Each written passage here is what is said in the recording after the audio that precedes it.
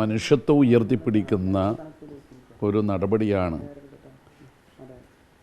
AP Abubakar Musliyar സ്വീകരിച്ചത്. ജാതി മത രാഷ്ട്രീയ ചിന്തകൾക്കതീതമായി എല്ലാവരും യോജിക്കുന്ന മനുഷ്യത്വപരമായ ഒരിടപെടൽ. അതിലൂടെ നിമിഷപ്രിയയുടെ കുടുംബത്തിന് മാത്രമല്ല, നമ്മുടെ നാട്ടിലെ എല്ലാ വിഭാഗത്തിലും പെട്ട ജനങ്ങൾക്ക് ഉസ്താദ് നൽകുന്ന ഒരു സന്ദേശമുണ്ട്. ആ സന്ദേശമെന്ന് പറയുന്നത്, ജാതിമത ചിന്തയിലൂടെ ജനങ്ങളെ ഭിന്നിപ്പിക്കാൻ നോക്കുന്നതല്ല ശരി, ജനങ്ങളെ ഒന്നിപ്പിക്കാൻ നോക്കുന്നതാണ് ശരി എന്നതാണ്.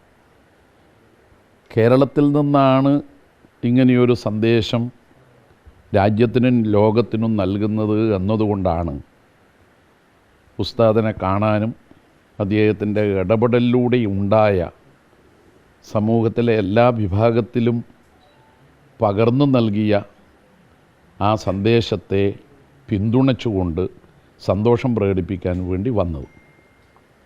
തുടർന്നുള്ള ഇടപെടലുകൾ എങ്ങനെയായിരിക്കും എന്നതുമല്ലോ സംസാരിക്കും. തുടർന്നുള്ള ഇടപെടൽ അദ്ദേഹം യമനിലെ പണ്ഡിത സഭയുമായി ബന്ധപ്പെട്ടിട്ടാണ് നിമിഷപ്രിയയുടെ വധശിക്ഷ നീട്ടിവെച്ചത്. മാത്രമല്ല, സഭ യോഗം ചേരുകയും ഒരാളെ ഭാവി കാര്യങ്ങൾ തീരുമാനിക്കുന്നതിന് വേണ്ടി ചുമതലപ്പെടുത്തുകയും ചെയ്തിട്ടുണ്ട്.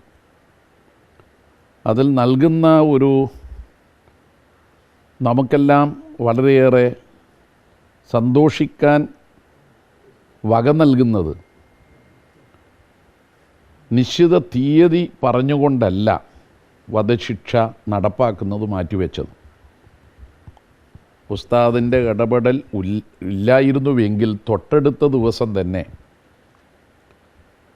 നമ്മയെല്ലാം ദുഃഖത്തിലാഴ്ത്തിക്കൊണ്ട് വധശിക്ഷ നടപ്പാക്കുമായിരുന്നു. അപ്പോൾ വധശിക്ഷ നീട്ടിവെച്ചത് തീയതി നിശ്ചയിക്കാതെയാണ്. അതിനിടയിൽ സ്വാഭാവികമായും ഒരു ജീവൻ നഷ്ടപ്പെട്ടതാണ്. അവിടെയുള്ള നിയമത്തെ അടിസ്ഥാനമാക്കി ദുഃഖമനുഭവിക്കുന്ന കുടുംബം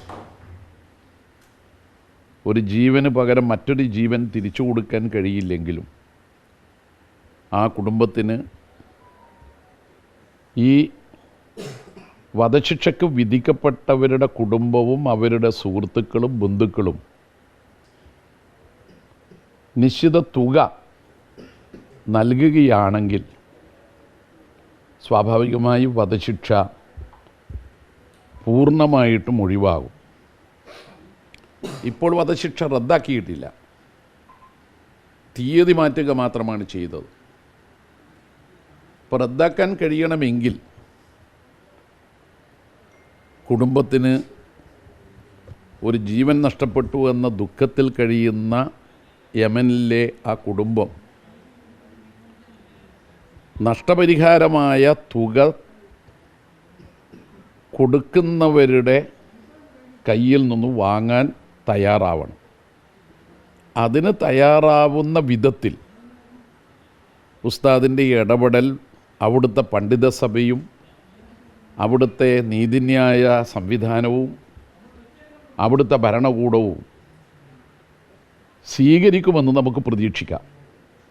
അങ്ങനെ ആ കുടുംബം തുക വാങ്ങാൻ തയ്യാറായാൽ പിന്നീട് കേന്ദ്ര ഗവൺമെൻറ് എംബസി മുഖേന ഈ തുക കൊടുക്കാൻ അയക്കാൻ സന്നദ്ധമാകണം.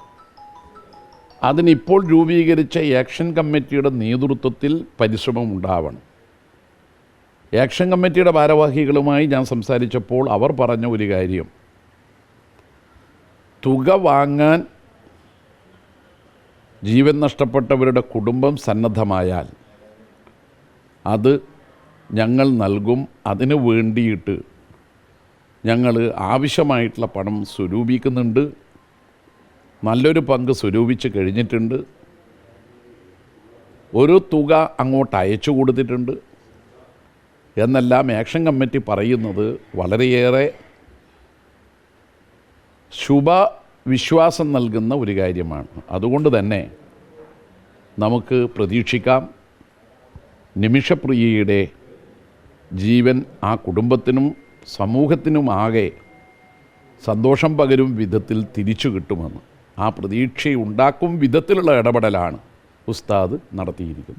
മറ്റൊരു ഈ സ്കൂൾ സമയവുമായി മാറ്റവുമായി ബന്ധപ്പെട്ട എന്തെങ്കിലും സംസാരിച്ചോ ഉസ്താദായിട്ട്? ഇല്ല, ഞാനിപ്പോൾ ഈ ഒരു വധശിക്ഷയ്ക്ക് വിധിക്കപ്പെട്ട ഒരു സ്ത്രീയുടെ ജീവൻ തിരിച്ചു കിട്ടാൻ വേണ്ടി മനുഷ്യത്വപരമായ ഒരു ഇടപെടൽ നടത്തിയതിന് സന്തോഷം പ്രകടിപ്പിക്കാൻ ഉസ്താദിനെ കാണാനാണ്.